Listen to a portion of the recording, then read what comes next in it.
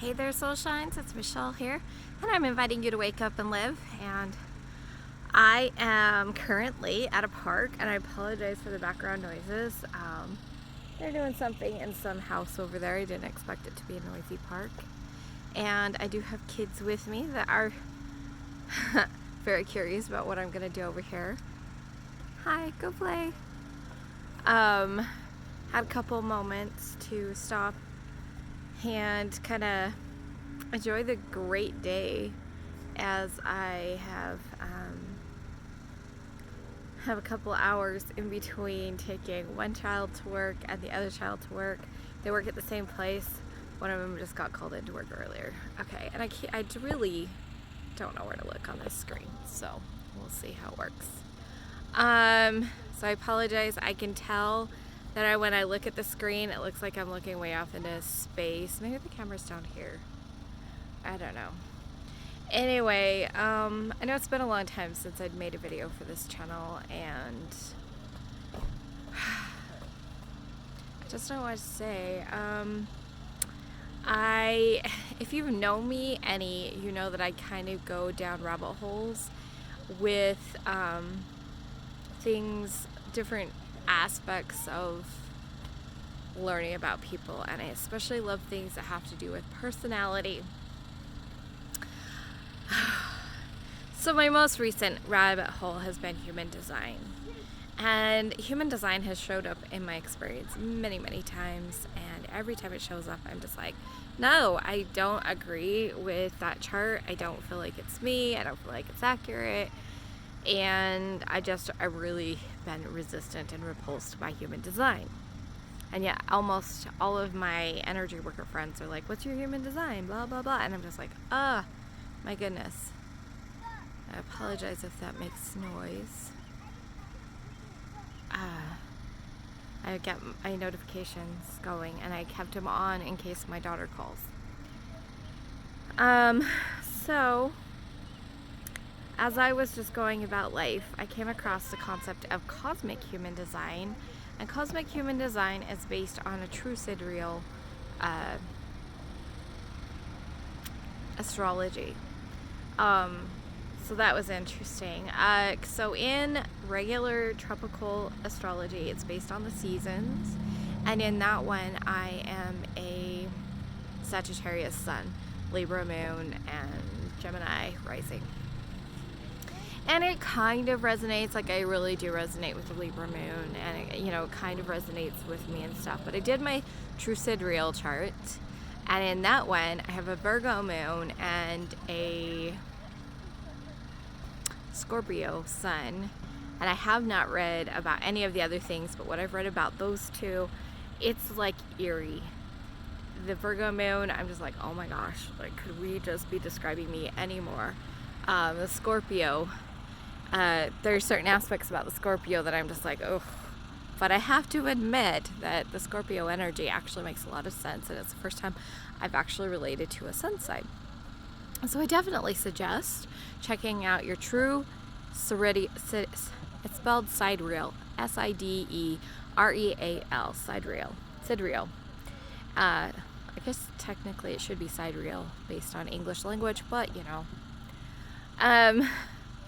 so the true sidereal chart, figure that out, and then just kind of look at it. And it doesn't make the other one wrong. It just gives you something else to consider as you are learning about yourself. So the human design chart for the true sidereal, it's cosmic. It made sense. It resonates with me, and I'm just like, wow, that's really cool. One of the things both of my charts have in common, both of my human design charts, is that I'm a generator. And that's part of why it's so hard for me to make videos sometimes, because if I'm not feeling inspired, I just can't do it. I don't have the energy for it. I don't have the motivation for it. But when I feel inspired, I'm just like on fire.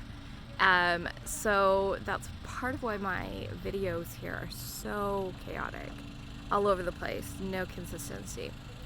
And then I have this pattern that shows up in my life, and I don't know how to explain this pattern to people. it happens almost every time. If there is a possibility of two different things being true for me, I'll get so stressed. I will just be like, I don't know which one's me. I don't know which ones. Do I go with this one? Do I go with that one? Like, they both, like, the human design that I was repulsed by before, the traditional regular, you look at human design, that's the chart you get. It's not necessarily wrong. There are aspects of it that sound, it sounds almost right. And I guess the idea of human design is that you take this chart and you play with it, and it's supposed to be like your ideal you, the person you were designed to be. And so then I'm sitting here going, okay, do I use the human design that I was kind of repulsed by, which goes against my being a generator anyway. I'm not supposed to follow things that I'm repulsed by, which would be, do these things, or do I do the one that's my cosmic? So here's my thoughts as I'm talking. I think that if you get your human design chart and you're just like, no, get your cosmic human design chart, tweak yourself according to that. So wait to respond is a generator, so learning to wait to respond, learning to kind of get really solid in my chart, and then see if I'm ready to do the other human design, and see if now I'm pulled to that and it's ready to like up level it again. Like maybe the possibility, and this is just conjecture, I don't know, but maybe the possibility is that both of them have accuracy to a degree, and that a lot of people that are fine human design are ready to go into this thing that's kind of like changing who you are. Or maybe I am just so resistant to changing who I am, and I just need to be in the regular human, or like the cosmic human design, so that I can just like really truly be me for a while. I don't know. All I know is that I have gone super stressful. So some of the benefits that I have found with studying human design is I've been practicing listening to my body. That's been fascinating. The other thing is, in the cosmic human design, I have an emotional authority, and I've given myself so much permission now. Before, it's like, oh, I don't feel good, let's clear this. The emotional authority in human design says that you're going to have waves, that you're going to have times that you're lower and you're going to have times that you're higher, and that's your design to have these waves. And that alone has actually given me permission to be kinder to myself and just be like, oh, I'm in the low part of my wave.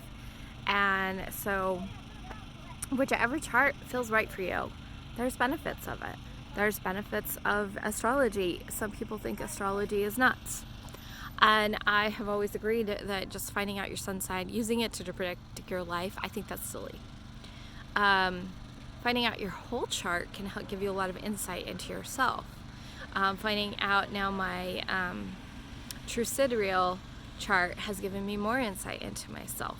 And the concept of true sidereal is that it looks at literally what was in the sky when you were born, and the idea that over the last 2,000 years the planets have shifted, and so where they're in the sky now is not where they were in the sky before. And so that's kind of the concept now. And so I don't think that makes the other one wrong. That one's based on kind of the season that you're born in.